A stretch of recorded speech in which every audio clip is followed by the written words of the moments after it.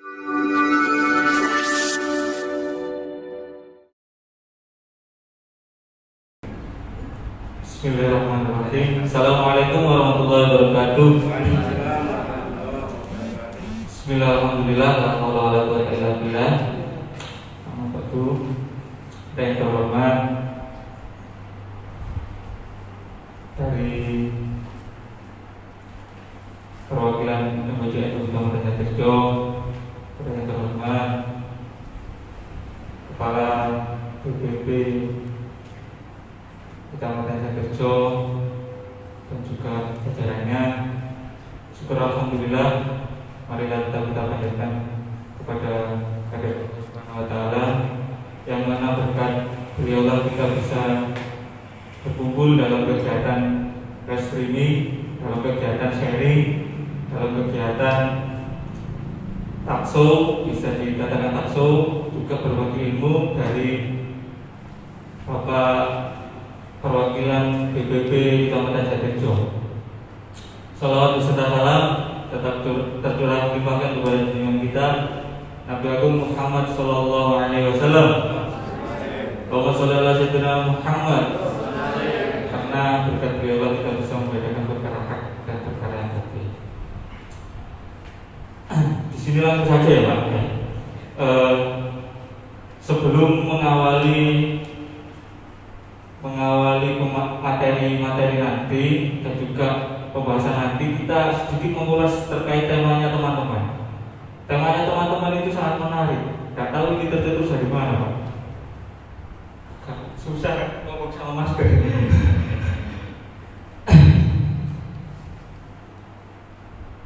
Pohon 1000 keajaiban. Kenapa nanti kan bisa diulas dari panjenengan ya Pak?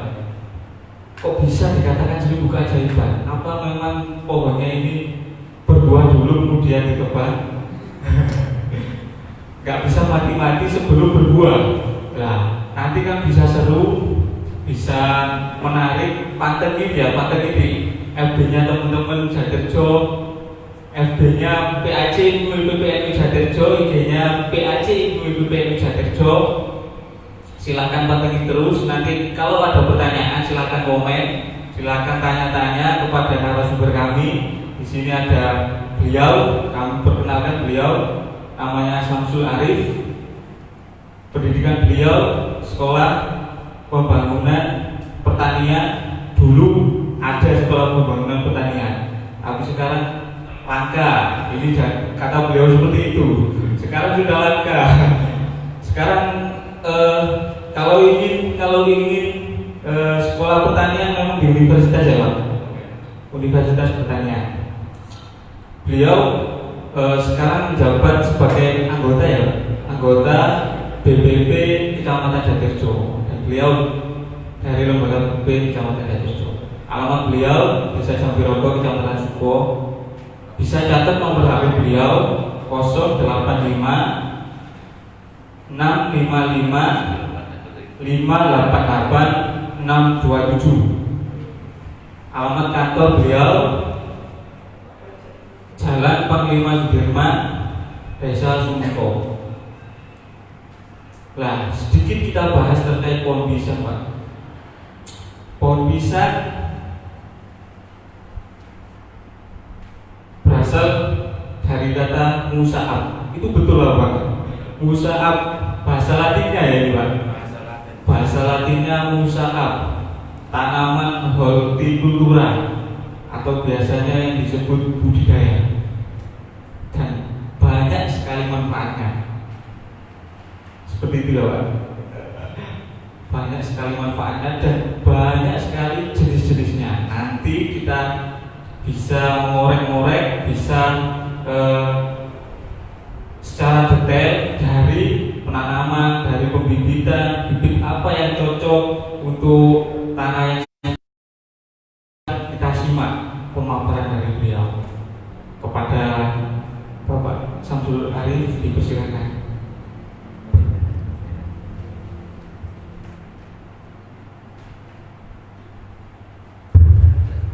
Bismillahirrahmanirrahim. Assalamualaikum warahmatullahi wabarakatuh. Waalaikumsalam warahmatullahi wabarakatuh. Adik-adikku anggota Ibnu ya sama IPPNU Kecamatan Jatirejo. Pertama-tama marilah kita ucapkan puji syukur kita kepada Allah Subhanahu wa taala, di mana bahwasanya pada pagi hari ini kita telah diberi berupa kesehatan oleh Allah Subhanahu wa taala, sehingga bisa di sini dalam keadaan sehat walafiat. Kedua, salat salam selalu tercurahkan kepada uswatun hasanah kita, tauladan kita, yaitu Rasulullah Muhammad SAW beserta keluarga beliau, sahabat-sahabat beliau, dan orang-orang yang selalu istiqomah di jalan Allah. Adik-adikku yang saya banggakan, karena apa? Saya salut pada generasi yang muda yang masih mau cari ilmu di bidang pertanian. Karena apa? Di akhir zaman ini, terutama zaman now ya, ini pemuda yang pemerhati di bidang pertanian itu sangat sedikit sekali.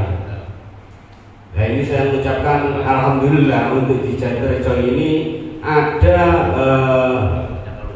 segerombolan atau organisasi yang mau peduli masih sama bidang pertanian. Saya lanjut dari yang disampaikan moderator tadi, bahwa topik kita adalah pohon 1000 keajaiban. Dari awal saya sudah judulnya kan seperti itu ya. Tapi memang seperti itu, adik-adik dan para hortimania ya. Hortimania itu saja. Ya, hortimania karena ini di bidang horti yang kita bahas. Memang pisang itu manfaatnya sangat banyak sekali. Makanya adik-adik membuat judul tanaman 1000 keajaiban. Tapi nanti kita ulas di bawah saja. Jadi dalam kesempatan ini saya akan menyampaikan pisang itu bisa tumbuh dengan baik pada kondisi alam yang seperti apa. Ya. Jadi pisang itu memang tanaman ini asli tanaman Asia Tenggara, khususnya Indonesia. Jadi pisang ini bisa tumbuh di dataran rendah maupun dataran tinggi yang sampai mencapai 2000 meter di atas permukaan laut. Jadi dari yang membedakan ya, yang membedakan memang pisang ini bisa tumbuh di dataran rendah sampai dataran tinggi. Tapi yang membedakan pas apa tidak yang dimau karakter pisang itu seperti apa. Kalau menurut saya, karena saya juga sudah pernah menanam pisang di dataran rendah, baik dataran tinggi, terutama di terawas, itu yang membedakan di hasil akhirnya nanti tes rasanya. Jadi pisang kalau ditanam dataran tinggi, hawa dingin, itu tes seperti punennya, seperti aromanya itu lebih terasa di dataran tinggi. Tapi itu tidak semua jenis pisang. Ada yang pisang memang untuk di dataran rendah itu baik, seperti kayak kepok, itu memang baik untuk dataran rendah. Gitu ya. Terus masalah untuk apa? Untuk ketinggiannya seperti itu bisa saja dataran tinggi kita bisa saja. Dan untuk pH tanah bahwa hidrogennya itu bisa baik apabila kisaran 4,5 sampai 7,5 itu bisa tumbuh dengan baik. Dan juga masalah untuk pengairan saya kira relatif ya, karena kondisional. Tidak semua lahan atau medan itu selalu tersedia air. Kebanyakan petani kita yang di gunungan itu di lereng-lereng. Jadi dia budidaya pisang cuma mengandalkan adanya air hujan. Maka dari itu produksi pisang di daerah kita memang kurang bisa optimal karena belum ada lahan yang khusus untuk budidaya pisang. Dalam arti sudah siap airnya untuk jalan transportasi ke dalam lahan tersebut itu kadang juga kurang. Saya kira untuk prolog pendolan itu. Terus bagaimana misal ya, bagaimana persiapan apa saja yang harus dilakukan adik-adik apabila ingin berbudidaya pisang ini? Yang pertama yaitu masalah persiapan bibit. Jadi sebelum adik-adik mau budidaya, setidaknya harus tahu bagaimana cara pembuatan bibit. Bibit ini ada 3 cara untuk pembuatan bibitnya. Pertama, seperti yang nenek moyang kita lakukan sejak dari zaman alif sampai sekarang ya, itu dari anak-anak. Anak-anak ini ada 2 jenis yang tumbuh di bonggol pisang, yaitu yang pertama anak-anak pedang, yang kedua anak-anak air. Seperti apa anak-anak pedang itu? Bukan tumbuh menginjak Pak, itu enggak, bukan. Jadi dari awal, dari tumbuh daripada bonggol itu daunnya agak jarang, bisa digambarkan seperti apa ya? Agak jarang dan mengecil-mengecil gini. Itu anak-anak pedang. Yang kedua anak-anak air. Anak-anak air keluar dari bonggol, ini dia sudah membentuk daun yang kompak. Jadi daunnya kecil-kecil sudah mekar-mekar gitu. Seperti apa ya, bonsai pisang gitu ya. Paham kira-kira ya? Bisa menggambarkan. Nah ini yang baik, yang kita tanam, kita jadikan bibit, itu yang anak pedang. Dia kita belah, kita pindah, ketinggian kurang lebih 1 meter, 1 meter lebih sedikit kita pindahkan, itu pertumbuhannya akan lebih cepat.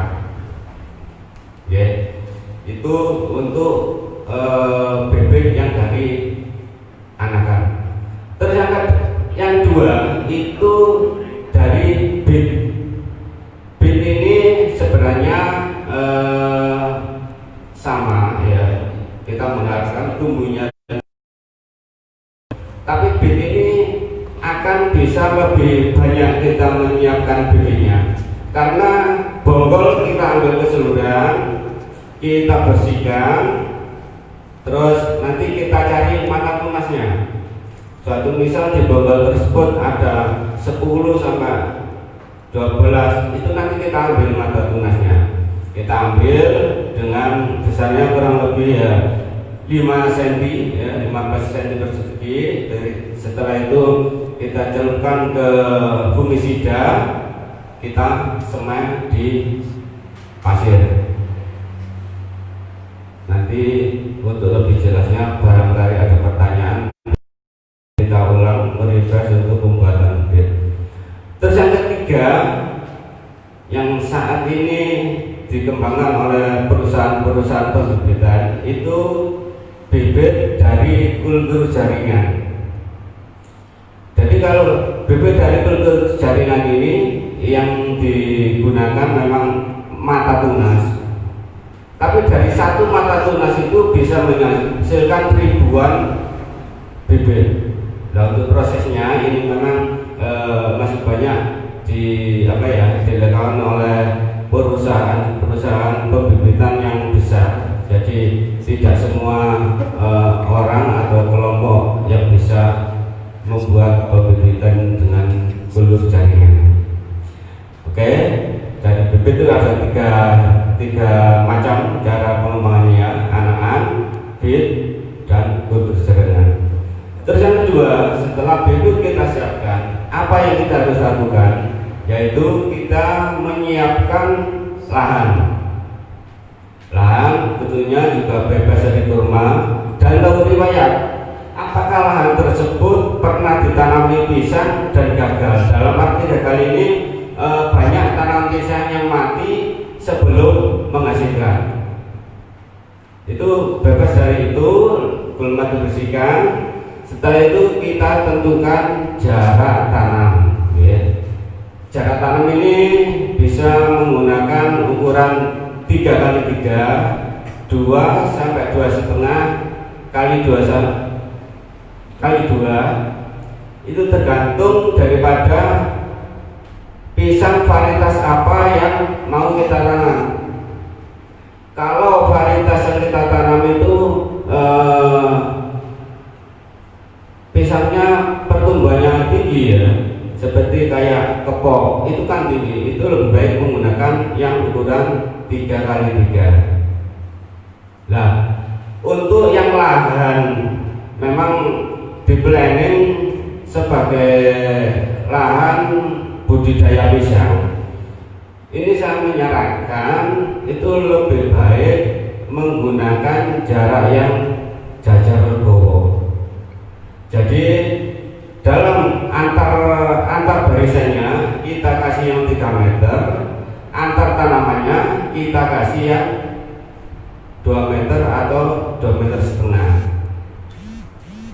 Nanti kalau ada papan saya jelaskan seperti apa jajar legowo itu. Itu pertama, kita lebih mudah dalam memasukkan alat transportasi pengambilan hasil panen untuk mengangkut limbah daripada produksi atau budidaya pisang, ya, kayak pemotongan daun yang sudah tua dan pemotongan batang pisang yang kan kalau memang kita sisihkan kita perlu itu. Yang kedua, bisa kita mengarahkan buah pisang tersebut berbuah menghadapnya kemana. Jadi suatu misalnya jarak antar barisan kita buat 3. Nanti yang namanya buah pisang itu akan apa ya? Doyong apa biasanya? Ya miring. Miring itu semuanya mengarah ke yang ukuran 3 meter tersebut. Jadi kanan kiri itu bisa berhadapan-hadapan gitu. Apabila kita melakukan pepanenan itu akan bisa lebih mudah. Jadi mobil masuk, kita panen langsung bisa naik ke mobil dan keluar dengan enak.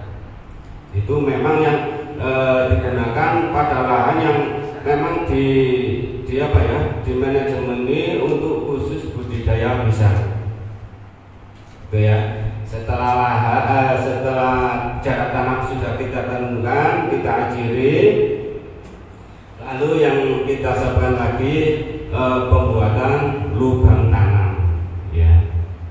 Jadi pembuatan lubang tanam ini juga versinya beda-beda, tergantung daripada lahan tersebut itu berat atau tidak. Pada umumnya untuk lahan-lahan di daerah Jatirejo ini, untuk pembuatan lubang tanam saya kira 50 kali 50 itu sudah cukup, atau 60 kali 60. Tapi kalau lahannya berat, dalam arti yang lahannya banyak padas atau paras ya, itu akan lebih besar lagi. Jadi kalau di orang tanya lubang tanam sebaiknya berapa, kita lihat dulu kondisi tanahnya seperti apa. Kalau tanahnya memang tanah berat, itu lubang tanam itu akan lebih kita lebar. Karena apa? Kalau lubang tanam itu lebar, nanti kita masukkan pupuk organik itu juga akan lebih banyak. Jadi kalau untuk daerah wilayah Jatirejo saya kira 40 kali 40 sudah cukup, maksimalnya 60 kali 60 cm. Setelah kita membuat lubang tanam, terus selanjutnya kita penanaman ya. Jadi lubang tanam tersebut kita gali, suatu misal 60 kali 60 itu kita bedakan ya. Jadi 30 cm lapisan topsoil kita taruh terserah dengan bisa di kiri atau di kanan. tapi kalau bisa semuanya nanti biar mengembalikan ke dalam lubang itu tetap.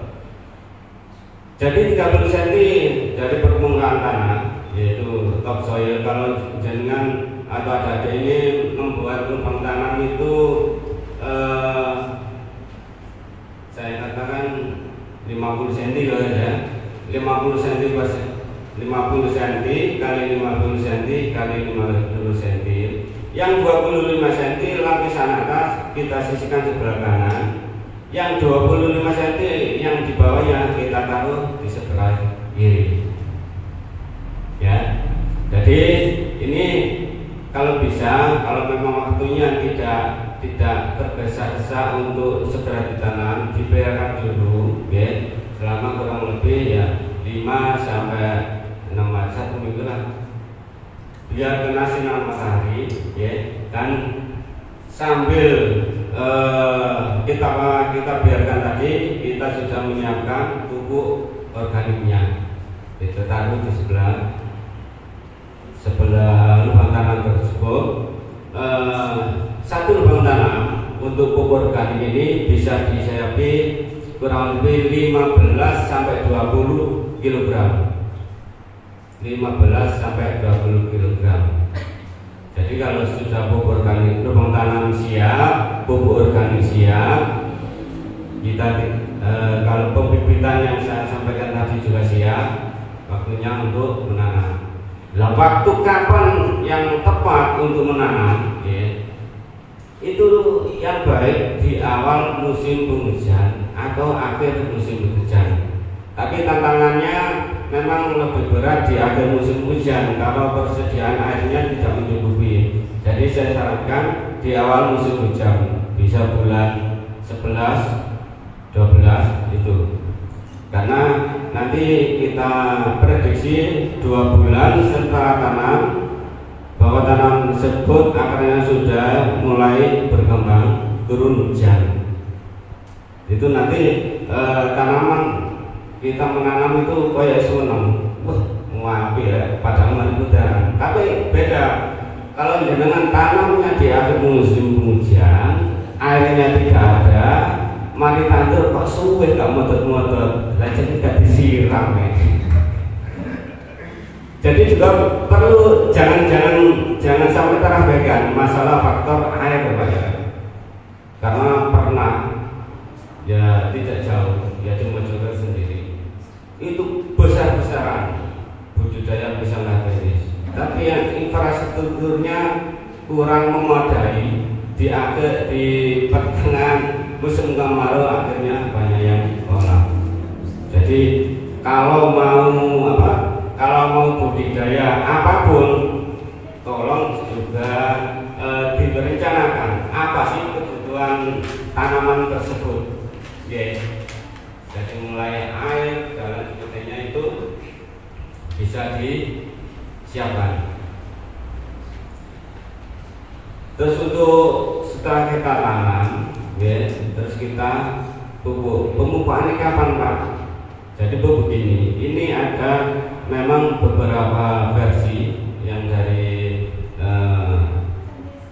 IPB, ya, itu memang bisa menyarankan per 3 bulan sekali, ya. Tapi untuk di acara ini saya sampaikan pemupukan awal kita mengandalkan pupuk organik tadi. Setelah 2 bulan setelah tanam, ya, 2 bulan setelah tanam baru kita pupuk. Jadi pupuk yang kita gunakan, ya, bisa menggunakan CA, kita campur dengan NPK. Kenapa? CA ini fungsinya juga selain dia kandungan N, ya, dia juga ada kandungan zinc. Itu untuk ke depan biar tes rasa manis di pisang ini keluar, ya, bisa menggunakan CA untuk di awal 100, terus untuk NPK nya bisa menggunakan 250. Itu di 2 bulan pertama setelah tanam. Setelah itu pemupukan selanjutnya 3 bulan. setelah daripada pembukaan tersebut. Karena apa? Pupuk itu dia bertahan, pupuk buatan ya, pupuk ini ya, dia bertahan di tanah itu 3 bulan. Setelah itu dia akan larut terbawa ke dasar tanah. Perlu adanya pemupukan lagi. Oke. Jadi 2 bulan pertama itu yang kita lakukan, 3 bulan selanjutnya dosis kita tambahi ZA-nya 150, pokoknya jumlah total nanti sekitar 450 sama NPK. Kalau bisa ada KNO3 itu malah lebih baik.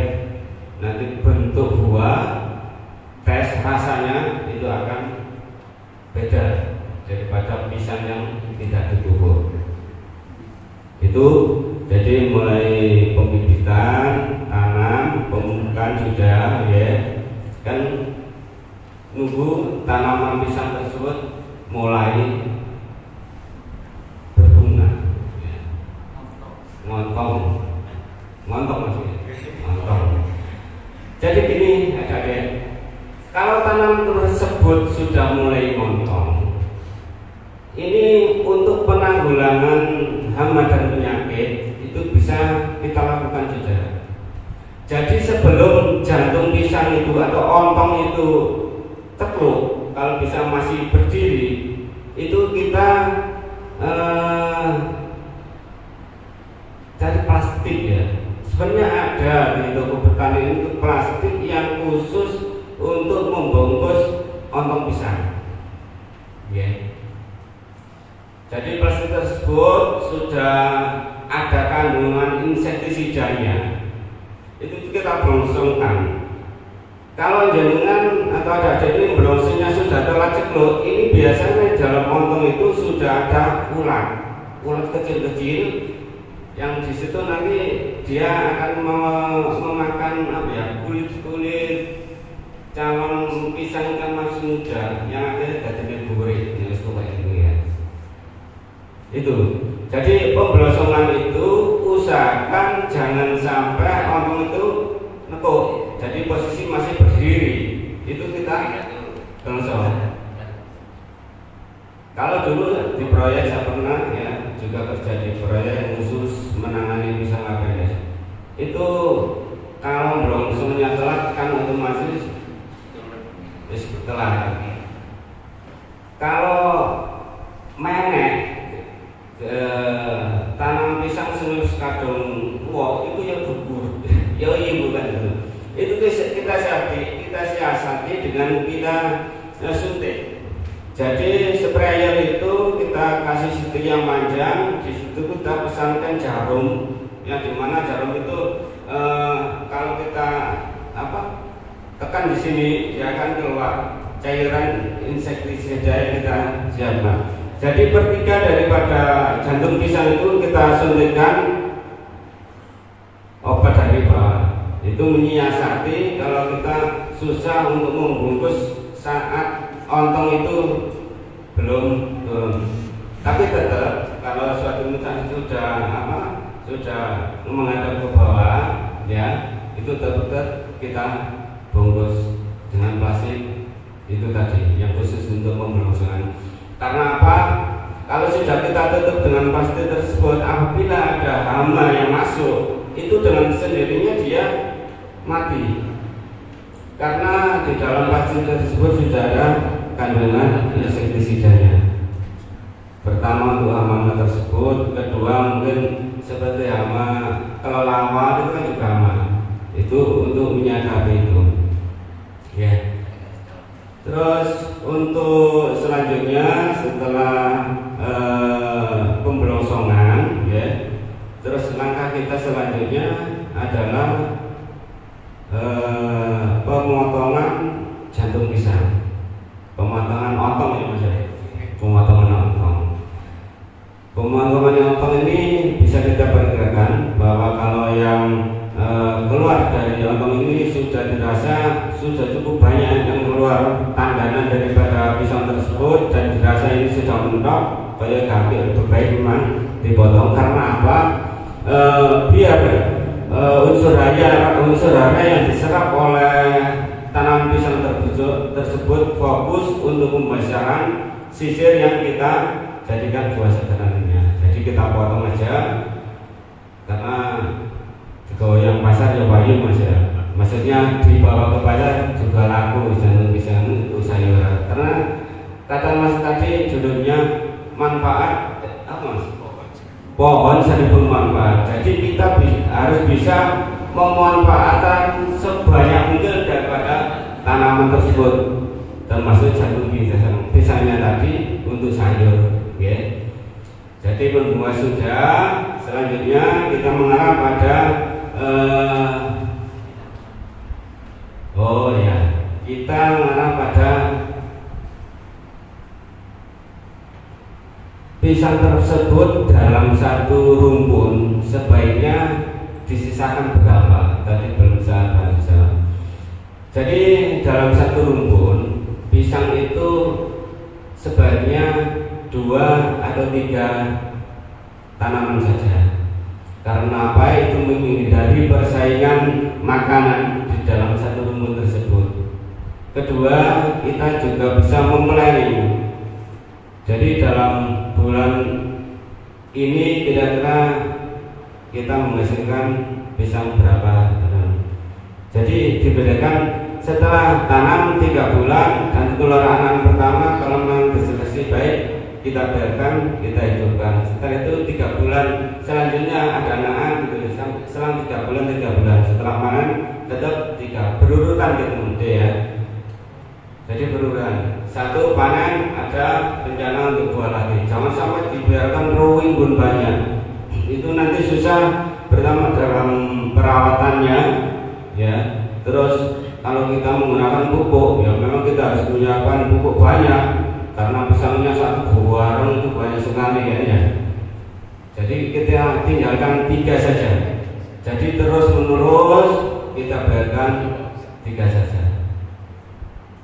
Nah terus tanaman pisang itu bisa efektif kalau sampai berapa tahun kan gitu ya. Jadi kalau tidak ada serangan hama penyakit, pisang 1 rumpun itu bertahan sampai berapa tahun.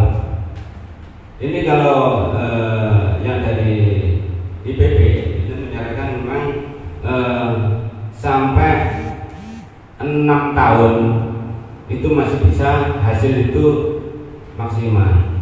Tapi setelah 6 tahun biasanya itu mengalami penurunan. Jadi yang biasanya sisirnya itu bisa mencapai 12 sampai 13. Kalau di atas 6 tahun itu bisa menurun juga. Karena pisang itu kalau sudah ngangkring dalam arti tumbuhnya sudah agak di atas tanah itu memang kurang baik hasilnya. Ya. Sudah setelah penanaman sudah terus perawatannya tadi kalau pemangkasan daun-daun yang sudah terhasil wajib hukumnya biar enggak suram, biar bersih itu wajib untuk dilakukan, itu kondisional ya. Dimana kebun kalau sudah dirasa agak kotor, daun-daun yang tua sudah banyak ya wajib dengan sendirinya itu kondisional ya. Tidak kita tentukan kalau sudah tak baik kita potongin aja daun-daunnya ya. Itu terus selanjutnya langsung ke pasca panen ya. Karena sudah pembuahan anak, nah sekarang pasca panen.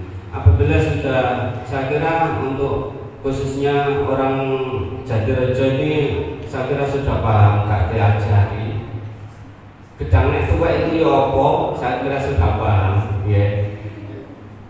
Cuma ya biasanya SPI berbunter, maksudnya bentuk buahnya. Nah ini aja contoh, sudah bunder-bunder, terus tepinya ini sudah tidak sebegitu nampak, jadi sudah bulat. Saya kira masih kecil sudah paham aja sini. Gedang sing tuwek ya aku paham bisa. Nggih.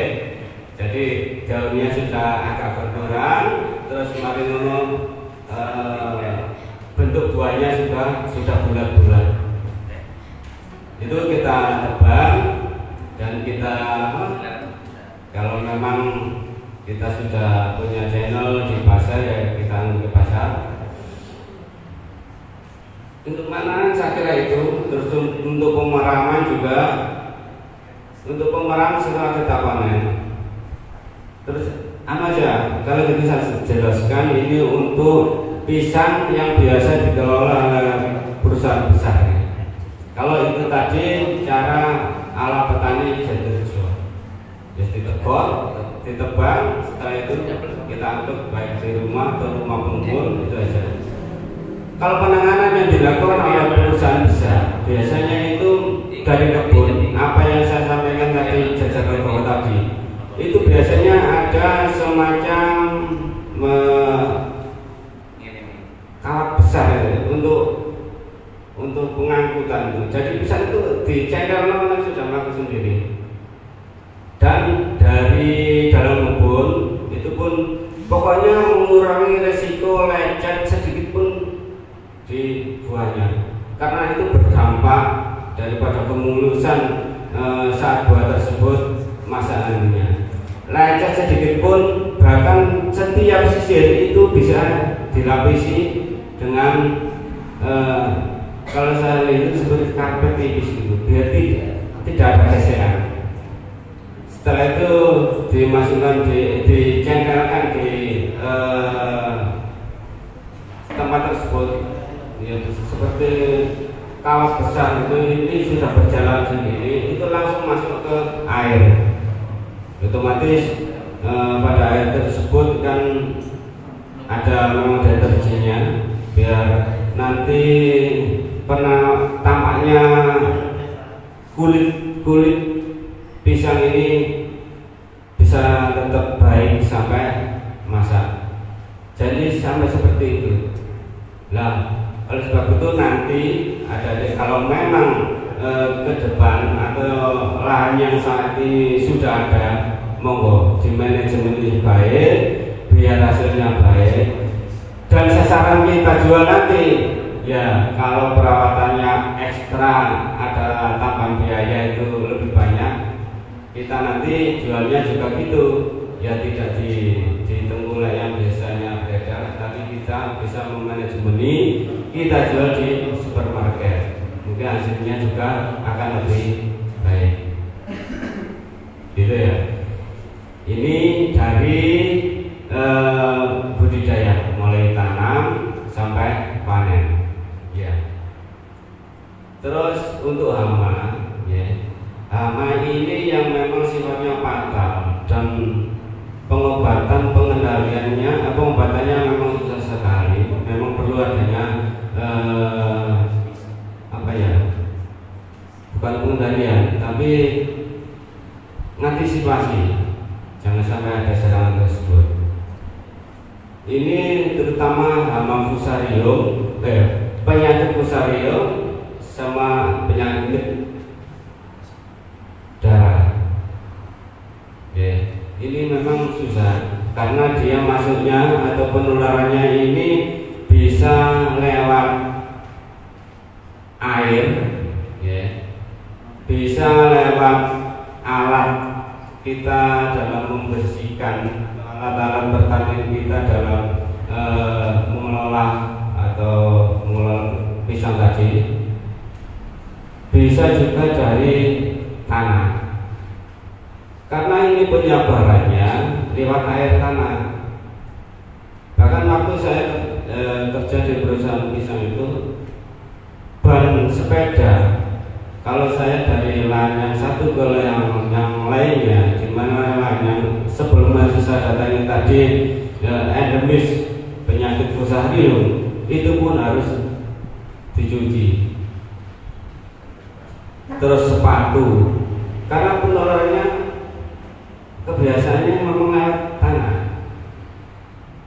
Makanya itu kalau jenengan nanti di kebun tahu ini kena penyakit fusarium, jadi alat yang setelah jenengan buat untuk memangkas, memotong tanaman yang terserang tersebut harus dicuci dan siap-siap saja alkohol yang 80% untuk membersihkan alat tersebut. Karena apa? Alat tersebut setelah jenengan buat nebang atau motong yang kena terserang, terus dibuat ambil anakan yang di tanam satunya, ini dengan sendirinya akan menular. Jadi nanti harus paham fusarium itu seperti apa sih? Kalau tanaman tersebut terserang fusarium seperti apa?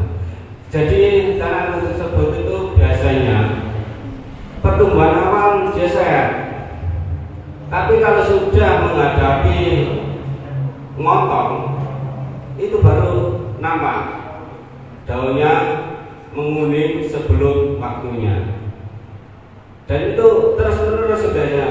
Itu pertama seperti itu kita tegur. Selanjutnya yang anaknya kecil sudah besar mau buah, dia juga seperti itu. Dan kalau kita potong, kita belah kita belah bonggolnya atau deboknya ya, kalau orang Jawa itu debok. Itu biasanya kita belah, itu ada semacam busuk yang ada di artinya, yang di tengahnya itu ada soklat, kadang sisa busuk di situ. Begitu juga dengan penyakit darah. Bedanya kalau penyakit busuk darah itu cair di tebal itu keluar cairan kental, itu berwarna merah. Nah, penyebaran ini sebenarnya awal itu di tahun 56 kalau nggak salah, itu dari negara Panama. Makanya selain busuk darah juga terkenal ini penyakit Panama. Itu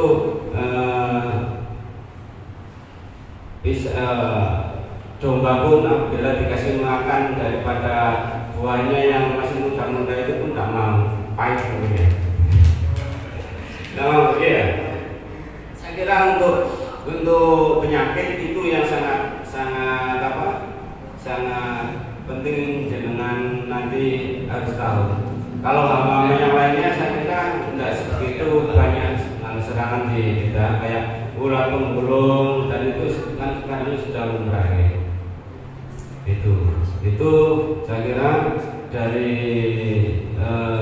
pembuat pebibitan, tanaman sampai panen, dan sedikit tadi saya jelaskan tentang penyakit yang ada di tanaman pisang. Terus ini saya yang akan manfaat apa tadi sudah seribu manfaat keajaiban. Oh, pohon 1000 keajaiban. Dan ini kalau saya jelaskan ini juga kalau dihitung 1 ini keajaibannya, 2 ini nggak sampai 1000 aku meter mas ya. Jadi gini aja, pisang itu kita lihat dari akar, bonggol, pelopa itu bisa kita manfaatkan semua. Ini dari bonggol ya, ini bisa untuk keripik, bisa untuk abon, bisa untuk abon sudah, rendang. Ini untuk yang bonggolnya. Terus untuk pelopahnya, ini manfaatnya juga banyak sekali. Kalau memang dikeringkan, bisa untuk kerajinan tangan berupa lukisan, ya. Terus kalau kita mau buat makanan juga bisa, kita buat keripik ya, keripik pelepah pisang itu juga bisa. Dan untuk daunnya sudah dari nenek moyang kita itu sebagai pembungkus. Bahkan sekarang daun ini di pasaran juga lumayan mahal kalau untuk pembungkus ini. Dan untuk jantungnya tadi saya katakan biar bisa untuk sayur, ya. Bonggol, pelepah sudah, daun, terus jantung kesannya itu tadi ontong itu bisa untuk sayur. Terus untuk buahnya sendiri selain untuk buah segar, buah meja, ini bisa yang di sini Mojokerto ini kan ada pabrik pisang Kabelis, yaitu Harapan Nusantara itu Pak Mas. Itu produknya memang banyak dikirim di luar negeri, itu berupa pasta. Jadi dia selai. Kalau selai kan sudah ada gulanya dan memang siap untuk dimakan ya, atau untuk campuran kue. Kalau yang diproduksi di Harapan Nusantara itu cuma pasta aja, dihancurkan, dikemas dengan kedap udara, diekspor ya. Kemudian ya, nanti di luar negeri dia yang mengelola sendiri mau dijadikan apa. Selain itu juga bisa buat tepung ya, untuk buahnya. Jadi banyak sekali memang manfaat daripada pisang itu. Tidak salah kalau ada dari kita menamakan pohon 1000 keajaiban. Memang betul. Cuma kita sendiri belum mengaji sampai 1000, mungkin masih 999 ya. Jadi kurang satu. Nanti biar ada ini. Yang satu ini keajaibannya apa? Monggo nanti diteliti sendiri. Saya kira itu ya. Jadi budidaya dan penjelasan nanti bisa kita lanjutkan di sesi tanya jawab. Mungkin dari adik-adik saudara kita yang di luar sini yang saat ini streaming acara ini. Saya kira itu ya. Tidak saya akhiri dulu karena ini masih berlanjut ya. Nanti diakhiri di akhir acara saya. Saya itu wassalamualaikum warahmatullahi wabarakatuh. Waalaikumsalam warahmatullahi wabarakatuh. Luar biasa tentang pemaparan beliau terkait pohon 1000 keajaiban. Kata-kata teman-teman Pak. Kiasannya teman-teman memang imajinasinya luar biasa Pak. Mungkin efek dari pandemi ini Pak. Jadi banyak berimajinasi. Kan kebanyakan di rumah. PR-nya tinggal satu. PR-nya tinggal satu. Oh, kata beliau. Yang satu apa ini? Belum genap 1000 Mas. Oh, belum genap 1000. Kata beliau belum genap 1000. Ya, PR-nya dari teman-teman Jatirjo kurang satu keajaiban. Apa itu keajaibannya? Ayo cari sama-sama teman-teman Jatirjo ya. Kita di sini ingin membahas Pak. Membahas apa sih terkait gimana asal muasal teman-teman kok ujuk-ujuk ngapunten Pak mendatangkan panjenengan. Teman-teman sudah gimana awalnya ini kok bisa tanam bisa gitu Pak. Itu dari mana asal usulnya? Ini organisasi kepemudaan kok malah bisa yang dirasa ini kan istilahnya kan kayak apa ya, inovasi tak bisa dikatakan sebuah, kalau melenceng kan juga tidak melenceng. Kemudian dari mana kok bisa muncul luar bisa gitu Pak ya. Ini bisa panjenengan saksikan ya, bisa panjenengan dengarkan asal muasal teman-teman Jatirjo, teman-teman khususnya ibu dari PPNO kok bisa menanam pohon pisang. Ini ada ketua PAC Ibnu Kecamatan Jatirjo, rekan Muhammad Muammar. Monggo ketua, silakan maju untuk memaparkan bahwasanya kenapa kok di Jatirjo ini yang disasar itu pohon pisang. Monggo maju ketua.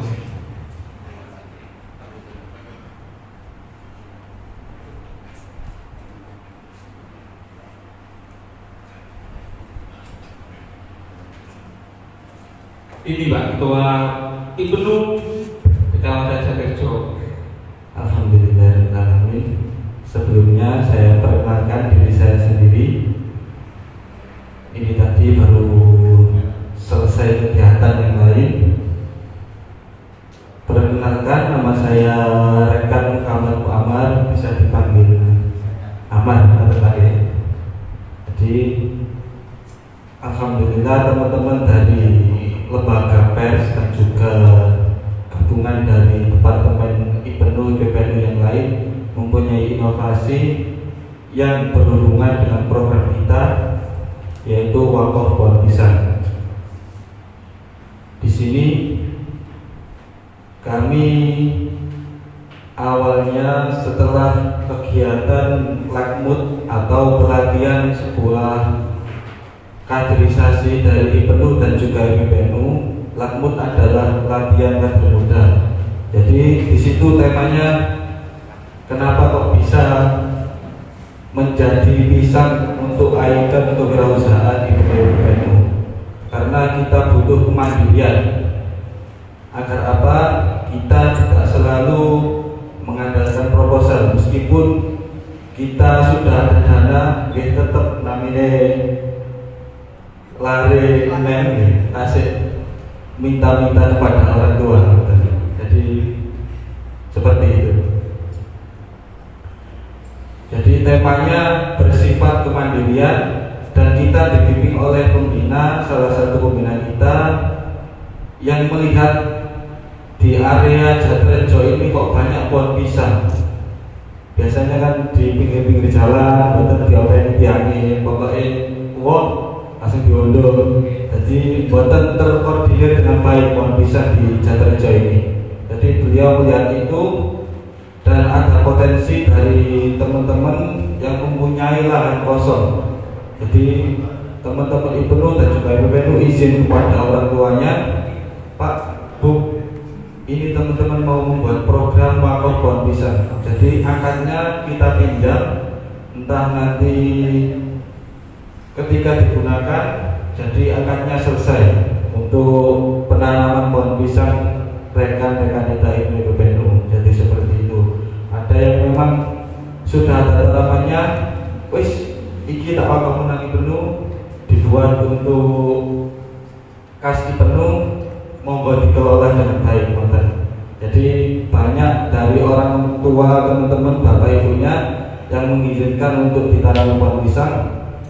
Dan alhamdulillah sekarang setelah launching kemarin untuk rencana tindak lanjut kegiatan lakmut setelah kewirausahaan tadi, kita mempunyai 5 tempat untuk pohon pisang yang sudah diwakafkan oleh orang tuanya. Seperti itu. Jadi awalnya dari pembina yang mempunyai inovasi dan digunakan oleh teman-teman IPENU dan juga IPPNU. Dan kebanyakan pisang yang ditanam yaitu pisang Sobo dan juga Raja Nagari. Karena beliau berpikir anak IPENU, IPPNU masih muda, banyak kreativitas yang belum bisa digali dari pohon pisang, jadi dilimpahkan seperti itu. Nanti kira-kira kalau memang sudah ada hasilnya atau belum ada hasilnya, kita mencoba membuat olahan entah keripik, entah selai atau gedung seperti itu. Jadi kemarin sebelum pandemi, teman-teman mau launching membuka basecamp untuk pembuatan keripik atau yang lain, sudah berbicara dengan ahlinya mau membuat pelatihan membuat keripik pisang. Nah, ini berhubungan dengan corona diundur sampai sekarang, mundur sekitar berapa bulan ini sampai tiang ini tanggal. Gimana? Jadi membuat kegiatan tidak. Jadi tiangnya orangnya itu tidak bosan-bosan. Jadi sampai sekarang itu masih mengejar-ngejar kita untuk pelatihan tersebut. Nah, kok malah yang dilatih dia. Ini mungkin setelah podcast ini semoga ada timbal baliknya untuk kreativitas teman-teman, entah membuat sebuah keripik atau makanan yang lain. Kalau sendiri belum paham, pokoknya tandur mungkin hasilnya baru dikelola di manajemen seperti apa, nanti terserah yang membidangi bidang pohon pisang ini. Saya kira sekian. Mungkin ada tambahan lagi. Saya akhiri. Wassalamualaikum warahmatullahi wabarakatuh. Waalaikumsalam warahmatullahi wabarakatuh. Jadi asal usulnya ada alumni yang memang ingin tertarik budidaya pohon pisang, akhirnya untuk memberdayakan teman-teman ibu dari BPNU Kecamatan Jatirjo, diajaklah gabung dengan alumni tersebut. Mohon Pak. Dan juga istilahnya itu kayak rencana tindak lanjutnya setelah kegiatan lakmut, latihan kader muda tadi. Setelah dilatih, kemudian teman-teman ada rencana tindak lanjut, yaitu penanaman pohon pisang. Seperti itu.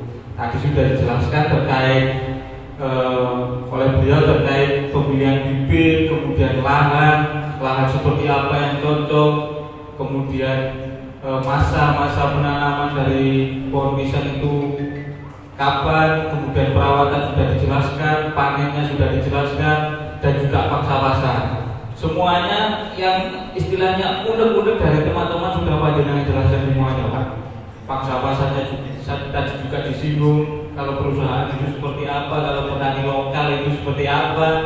Walaupun kata orang Jawa kan, nandur gedang itu apa nih? Ilmu katon. Ya biasanya kan ngoten. Nandur gedang itu ilmu katon. Walaupun ilmu katon kalau tidak baca juga tidak bisa menghasilkan buah pisang yang sempurna. Ini ada beberapa pertanyaan Pak dari teman-teman audiens, dari media juga ada. Ingin bertanya Pak terkait bagaimana cara mengatasi jamur pada buah pisang di dalam bibit hitam. Ini maksudnya pertanyaannya bagaimana ini? Maksudnya pertanyaannya bagaimana ini? Bagaimana cara mengatasi jamur pada buah pisang di dalam bibit hitam? Oh, di dalamnya ada bibit hitam, oh gitu ya. Ya jelas ya. Di dalamnya ada bibit hitam. Itu bagaimana Pak cara mengatasinya terkait jamur? Ada juga cara mengatasi tanah yang tandus atau di musim seperti ini, musim kemarau yang sulit untuk mendapatkan air. Bagaimana cara mengatasinya Pak?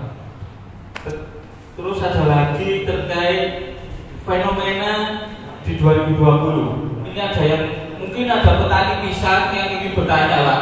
Ada fenomena yang terjadi di 2020, penyerangan hama jamur. Hama jamur ada Pak? Hama jamur. Hama jamur. Tiga ya Pak. Tiga. Ya dulu. Tiga pertanyaan.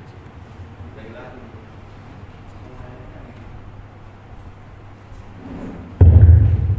Baiklah, terima kasih. Ini saya akan menjawab ya pertanyaan-pertanyaan. Ada butir hitam di dalam buah. Itu memang ada Mas, bijinya maksudnya. Tidak bijinya Mas, yang tanya tadi ya. Bintik hitam di dalam buah pisang. Biasanya memang ada, yaitu biji pisang. Itu kata yang ditanyakan. Bukan ya? Bukan ya. Jadi gini. Ya. Jadi gini, Bapak. Selain dua bakteri yang saya sampaikan tadi, ada memang penyakit, ya. Itu penyakit antraknosa. Itu juga bisa menyerang tanaman pisang. Jadi Cina gitu hampir mirip beda tipis dengan layu darah. Dari bonggol, batang itu biasanya memang keluar cairan. Dan satu lagi memang di dalam buah itu biasanya mangkal, tidak bisa mateng. Ada kalau dipecah itu dari mangkalnya itu ada hitam-hitam atos. Itu namanya antraknosa. Dikatakan antraknosa. Itu makanya antrak itu tidak hanya menyerang pada hewan, juga bisa menyerang pada pohon.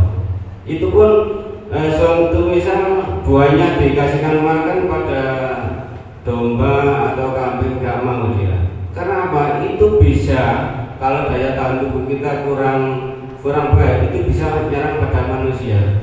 Kita tahu sendiri antracnosa itu seperti apa. Kalau menyerang hewan pun, jenis rasanya hewan itu bisa hancur kan, di bibirnya, kakinya, dan keluar seperti gatal-gatal gitu, keluar apa ya, kayak bisul gitu ya. Kalau nyerang pisang juga bisa seperti tadi, jadi di bonggolnya, di batangnya itu, dan di buahnya muncul seperti itu. Itu antracnosa. Nah, dari ketiga penyakit tersebut memang penyembuhannya itu sangat sulit sekali. Memang di beberapa literatur banyak dikasih ini dan ini dan ini, dan saya juga sudah pernah berusaha. Jadi ilmu dari sini saya sampaikan itu belum ada yang secara instan bisa menyelesaikan permasalahan penyakit serangan tersebut. Jadi butuh waktu. Jadi butuh setidaknya hampir 1 tahun, 1 tahun ke atas. Jadi tanaman tersebut kita bongkar, lahan tersebut biar tidak menyebar penyerangannya, itu kita keprot dan kita kasih agensi hayati. Agensi hayati ini berupa bakteri juga. Jadi bakteri kita carikan lawan dari bakteri, baik Fusarium, Layudara maupun Antracnosa itu, biar perang sendiri bakteri tersebut dalam tanah.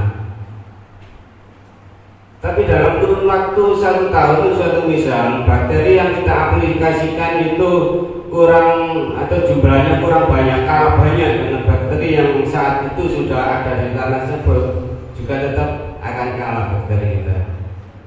Jadi kalau mau mengendalikan penyakit tersebut, lebih baik kita ambil sampel tanahnya, kita bawa ke lab pertanian. Ya, kalau Mojokerto itu yang di Jabon, depannya BPNI ya kalau nggak salah itu, di Jogodaya itu, kita labkan tanahnya, terus nanti biar ada rekomendasi dari lab tersebut, aplikasinya harus berapa per hektarnya untuk bakteri agensi hayatinya. Paham ya? Jadi memang kita harus mengelakkan dulu kondisi tanah tersebut. Jadi pangkat bakterinya yang ada di dalam tanah tersebut sudah berapa banyak. Nanti biar ada rekomendasi bakteri agensi hayati yang kita aplikasikan. Itu masalah penyakit. Penyebabnya memang dari alam ya itu. Ya, jadi dari tanah memang. Makanya kalau tadi saya sampaikan, kalau mau membuat lubang tanam kita harus tahu sendiri riwayat daripada tanah tersebut, apakah sudah pernah ditanami tanaman pisang, apakah kalau sudah pernah ditanami keadaannya sehat atau tidak pisang yang dalam tersebut. Memang itu ya dari alam. Jadi dalam satu hamparan itu belum tentu bisa terserang. Makanya kalau kita cari bibit harus selektif mungkin ya, biar tidak lahan kita nanti menjadi tercemar dengan bakteri-bakteri tersebut. Terus yang selanjutnya tadi setelah warna hitam dibuat, cara mengatasi tanah yang tandus, Pak. Tanah tandus, misal di musim kemarau nggak ada air atau memang tanahnya memang keras. ya. Jadi untuk tanah-tanah tersebut ya, kalau di Jatirejo ini kan banyak KNC di kawat dulu kan. Tapi ada beberapa daerah yang memang mungkin tandus ini dalam arti banyak batunya atau kandungannya memang padas. Ya. Kalau tadi saya sampaikan untuk pembuatan lubang tanam, ya, kalau tanah-tanah yang berat dalam arti padas itu lubang tanam bisa diperlebar. Kalau pada umumnya kisaran 40-50 kali persegi ya. Kalau tanahnya memang dirasa sangat berat, itu bisa hampir mencapai 1 meter. Nanti pengaplikasian pupuk organiknya itu akan lebih ekstra. Jadi seolah-olah kalau memang itu padas, nanti kayaknya tanaman pisang tersebut dibuatkan pot di padas tersebut, kan seperti itu. Dan untuk masalah air, ini yang saya tidak jawab, karena emang ini juga berhubungan dengan kondisi alam. Kalau memang kita mau membudidayakan suatu tanaman tersebut di daerah yang tandus, otomatis kita harus mengupayakan ya bagaimana air tersebut nyampe di lahan tersebut. Karena saya pernah mengawal budidaya KP di situ di daerah Trawas ya. Itu seperti itu. Memang tepat waktu penanamannya di awal musim hujan dan tumbuh. Tapi infrastruktur seperti jaringan irigasinya turunnya itu sampai hampir 1 tahun. Jadi pisang itu umur 6 bulanan sudah menghadapi buah-buah, infrastruktur belum ada, ya otomatis kolak. Itu bisa dilihat, itu banyak pada dekade hampir 20 tahun yang lalu, banyak sekali, ribuan hektar bahkan. Cuma sayang CPCL-nya waktu itu di pereng-pereng, jadi tidak pada lahan lain yang berupa hamparan. Dan sebenarnya waktu juga infrastruktur itu harus disiapkan dulu, tapi bukan penanaman dulu. Jadi kalau masalah air itu juga dilema. Jadi jenengan yang tahu sendiri nantinya. Kalau saya mau budidaya pisang di sini, nanti untuk solusi airnya seperti apa, pengangkutan hasilnya nanti seperti apa. Saya yakin tapi kalau lahan yang tidak ada airnya itu pasti memang lahannya agak apa ya, dibukit biasanya dia. Itu rangkaian dari rencana planning kita kalau mau budidaya. Saya kira itu ya. Terus yang satu lagi, fenomena di 2020 terjadi penyerangan hama jamur. Apakah bagaimana cara mengatasi hama tersebut? hama jamur ini yang dimaksud di pisang ya? Pisang. Tapi saat ini saya juga belum. Ini saya keliling sudah di Arjosari, itu bukan jamur saya kira. Itu yang menyerang kebanyakan di Tamanrejo itu memang gagal panen itu pada tanaman coklat. Coklat itu buahnya busuk-busuk semua. Ya. Itu kita sendiri juga belum tahu itu penyebabnya jamur atau semacam hama kutu kebul, karena saya lihat itu banyak di pohon-pohonnya. Dan beberapa waktu yang lalu petugas OPD ya di Kecamatan Jatirejo sudah mengambil sampel dan dibawa ke lab ya, untuk nanti rekomendasi untuk kayak belum keluar ya. Kalau jamur untuk menyerang di tanaman tanaman pisang ini saya belum menemukan. Belum ada. Belum pernah tahu lah. Karena saya juga kadang kan juga keliling ke desa-desa ya, itu belum menemukan. Mungkin barangkali yang tanya ini nanti ada suatu lokasi yang banyak serangan jamurnya, bisa nanti bisa hubungi saya, Mbak Mita. Nanti kita sambungkan kepada petugas OPD yang dimana yang bertanggung jawab menangani hama baik tanaman pangan maupun perkebunan yang ada di Kecamatan Jatirejo ini. biar nanti bisa ditindaklanjuti. Gitu. Jadi gitu ya. Untuk teman-teman ya yang tanya di nomor 3 tadi bisa menghubungi panitia agar dibantu atau dibantu difasilitasi terkait penanganan hama jamur tersebut. Kemudian ini saya ingin tanya Pak, yang lagi tren pohon pisang yang lagi tren sekarang itu pisang apa Pak? Kira-kira yang pasarnya itu istilahnya cepat, kemudian yang lagi tren masyarakat ini banyak yang nanam pohon pisang itu kira-kira jenis apa yang lagi tren? Baik. Jadi untuk tanam pisang, hasil buah pisang yang lagi tren ya, itu kita lihat daripada pasar-pasar yang kita bidik. Kalau kita membidik pasar-pasarnya untuk buah segar masalah kepok ya, itu sebenarnya untuk di pasar ya, dan bakul-bakul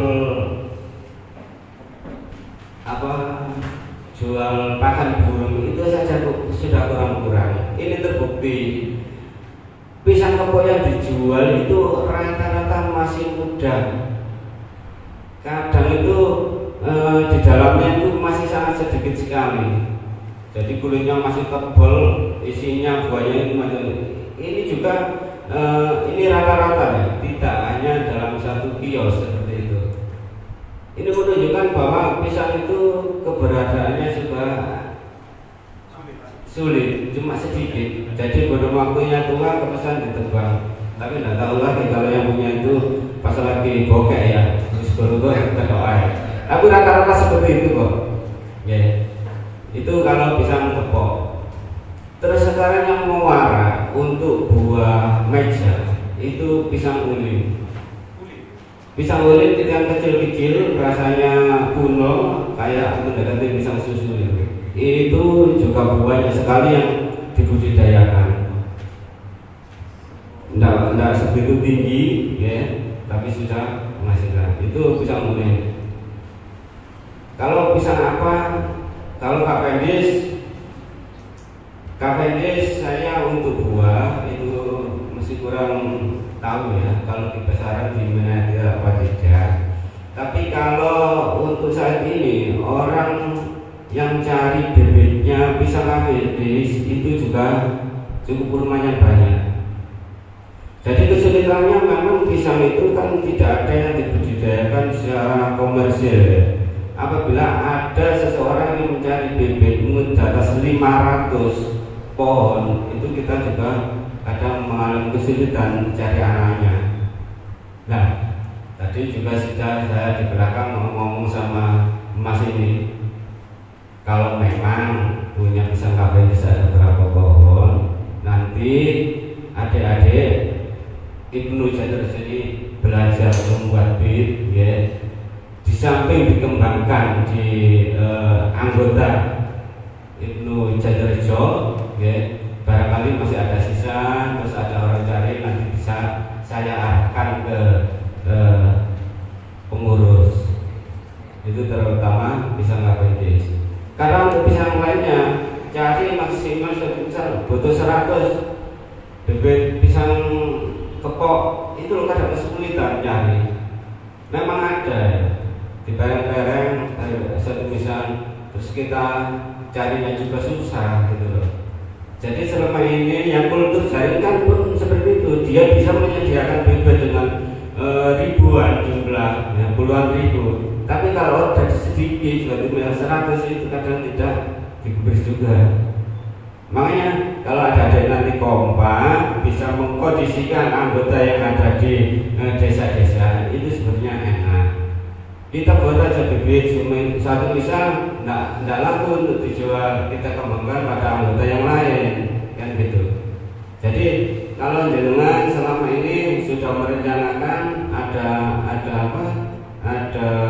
5 kebun tadi disambungkan oleh Pak Ketua, itu bisa disiasati. kan tidak semua orang punya lahan yang luas tur nganggur ya. Bisa disiasati dalam satu desa. Ada anggota satu yang hanya mampu menanam 2 pohon, itu di cover aja bibit.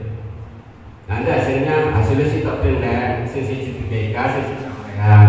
Itu sudah pernah saya terekam waktu saya mengelola karang terkena. Ini masalahnya sudah bocor. Ya alhamdulillah bisa menjadi income untuk gas. Sebenarnya enak gitu mas. Kalau kita punya anggota di desa itu 50, kita titip tanaman dua-dua ya. Akhirnya kita juga yang satu kan untuk dia, yang satu untuk kita. Kalau kita sudah punya 50 pohon dalam satu desa tersebut, waya panen sisa merbas iki waya jalamu kanggo sampean. Sepenting akad awalnya itu nggak ada masalah. Saya kira itu mas. Mungkin ada yang lain monggo. Pertanyaan terakhir Pak, terkait kultur jaringan tadi. Ya, sempat panjenengan bahas terkait kultur jaringan. Nah ini kultur jaringan itu biar teman-teman nambah wawasan juga ini Pak. Terkait kultur jaringan. Kultur jaringan itu seperti apa? Kemudian cara budidaya kultur jaringan itu seperti apa Pak? Kemudian dalam jangka berapa bulan atau berapa minggu bisa dipindah di polybag atau tempat-tempat yang lainnya ya, Pak, lainnya mungkin bisa seperti itu Pak. Ya, tadi memang saya menjelaskan karena di beberapa literatur untuk pengembangan tanaman pisang ini yang disampaikan memang biasanya 2, anakan sama bit yang kita ambil tunas dari bonggol tersebut. Dan memang ada satu lagi itu kultur jaringan. Kalau saya menjelaskan detail sampai pemindahan itu pertama saya belum bisa menguasai ilmu tersebut dengan sepenuhnya karena biasanya perusahaan-perusahaan besar ya, karena itu menggunakan cairan kimia tertentu ya, untuk menumbuhkan calon-calon tunas di mata tunas tersebut. Yang biasanya menggunakan memang sekarang bahkan untuk jati pun menggunakan kultur jaringan. Terus yang biasanya menggunakan itu budidaya anggrek itu. Jadi itu kalau ini sekedar wawasan karena ini juga saya belum pernah praktek dan membuktikan sampai berhasil ya. Jadi tanaman apa yang mau kita kembangkan itu kita ambil mata tunasnya. Mata tunas cuma sedikit kita belah-belah. Ini yang saya tahu pernah di anggrek ini di mana. Setelah itu dimasukkan di cairan. Nanti kalau saya sudah menemukan apa cairan tersebut akan bisa saya kasih informasi. Kita masukkan botol, ya. Terus itu ada alat yang untuk menggoyang ini. Itu berkira sampai 2-3 bulan. Itu akan muncul di belahan tersebut muncul bintil-bintil bakal calon tunas. Ya. Itu akhirnya mengembang hal seperti ini nanti ada dipindahkan di polybag kecil-kecil gitu. Itu satu mata tunas biasanya ya ribuan umumnya. Atau barangkali ada yang coba buka di Google untuk budidaya untuk pengembangan tanaman secara secara ya itu akan lebih detail. Namun cairannya itu kalau beli itu cuman saya juga kalau mau coba belum buat kali ada yang juga cari informasi. Itu untuk peluang bisnis misalnya segala macam kayak bisa dikembangkan dengan kultur jaringan. Itu mohon maaf nanti kalau saya ada tambahan ilmu tentang kultur jaringan, insya Allah tak sampaikan kepada jenengan semua. Siap Pak, siap. Mungkin barangkali ada kesempatan lagi buat kami ajak kami untuk praktek kultur jaringan Pak, biar juga nambah wawasan untuk teman-teman juga. Soalnya ilmu Pak ilmu, apalagi teman-teman anak-anak muda gini ya, daripada nganggur di rumah, belajar untuk jaringan bisa menghasilkan. Luar biasa. Tepuk tangan buat kita semuanya. Oke.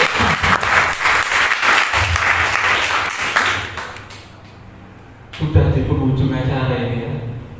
Jangan kangen lagi dengan hostnya, dengan Pak narasumbernya ya. Mungkin ada kesempatan lagi kita bisa berjumpa kembali. Angel guys, angel. Terima kasih untuk Bapak Samsul Arif sudah menyampaikan banyak sekali ilmu, banyak sekali wawasan untuk kami, untuk teman-teman ibu BPNU Kecamatan Jatirejo.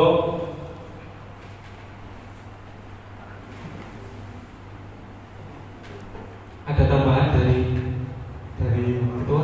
Ada? Monggo itu kalau ada.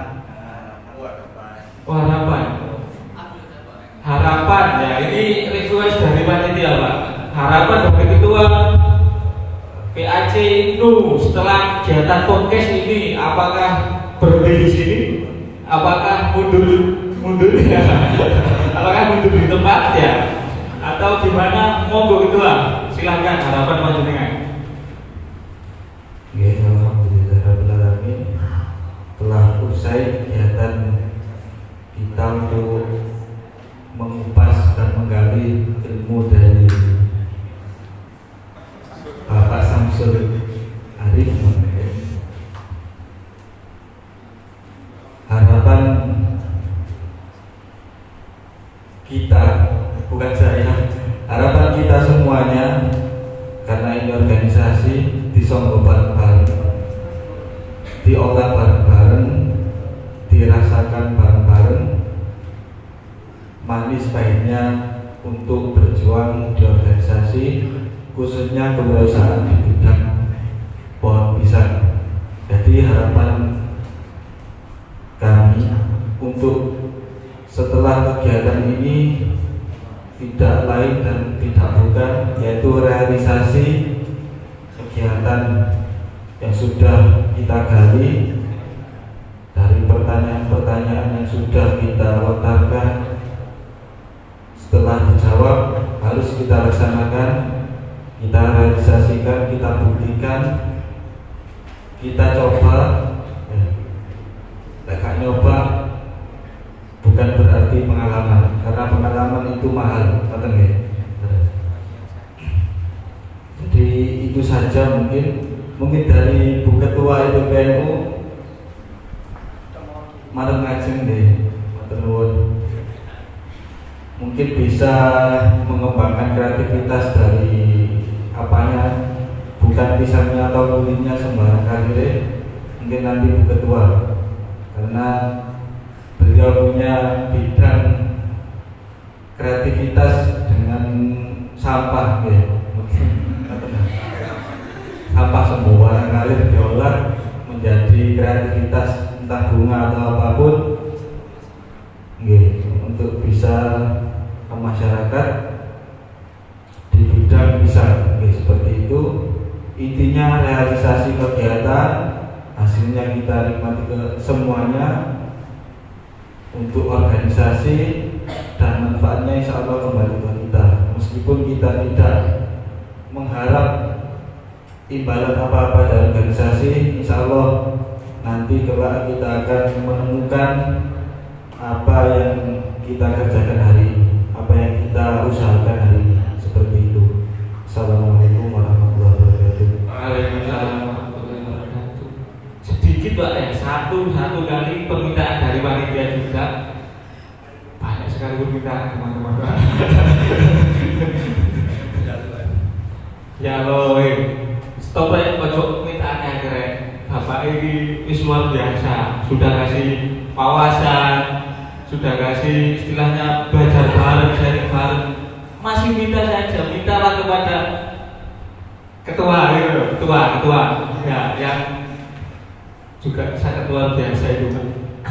Apunten ya Pak, ini terakhir permintaan teman-teman, motivasi Pak. Kasih teman-teman motivasi biar tetap, kalau lihat di media itu kan tetap di jalur trotoar, makanya katanya di podcast itu begitu Pak, tetap di jalur trotoar gitu. Nah ini kasih motivasi kepada teman-teman Pak, biar tetap di jalur trotoarnya itu tidak lain hati, tidak lain pandangan ya, tetap di jalur trotoar. Mau Bapak kasih motivasi teman-teman Pak.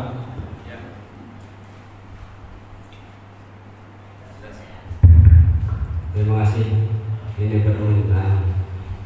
Jadi untuk motivasi adik-adikku, ini pertama saya sudah bangga terhadap sampean. Jadi generasi muda yang ada di Jatirejo dalam naungan Ibnu sama IPPN ini saya sudah bangga. Ini adalah modal 60% bagi jenengan. Sudah. Kalau sudah punya modal keinginan tinggal 40%. Apa itu? Sampai sudah punya keinginan, tapi sampai harus berbuat setelah itu. Arti keinginan itu jangan diangan-angan, tapi harus ada realisasi tindakan. Nah, apa tindakan itu? Kita memplanningkan. Ke depan saya sudah punya ilmu, sudah punya keinginan, harus berbuat itu tadi, merealisasikan angan-angan sampean. Itu yang pertama, motivasi saya. Terus yang kedua,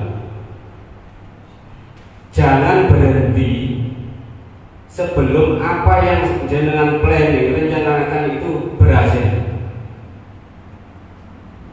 Maksudnya apabila kita jalan, ojo tolak-tolak sih, ojo mengganggu sih, tapi harus konsentrasi kalau benar-benar mau mengembangkan tanam pisang ini di Jatirejo.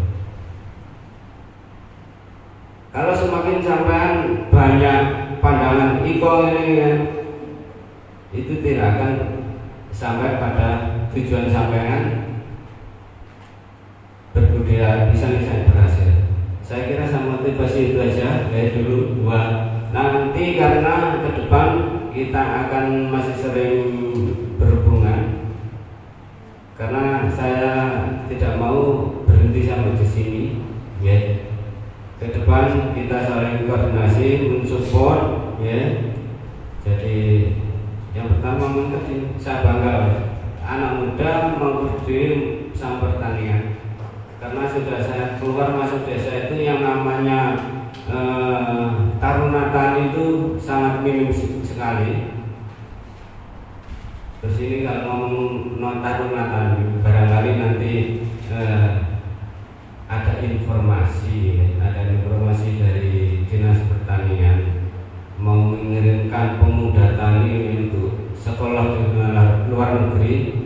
Insya Allah nanti saya juga akan menginformasikan kepada ketua atau Mas Ajis tadi, karena Mbak Wita teman saya tadi ini sudah juga beberapa kali mengirimkan taruna taninya terutama ke Jepang biasanya untuk sekolah di sana tentang pertanian.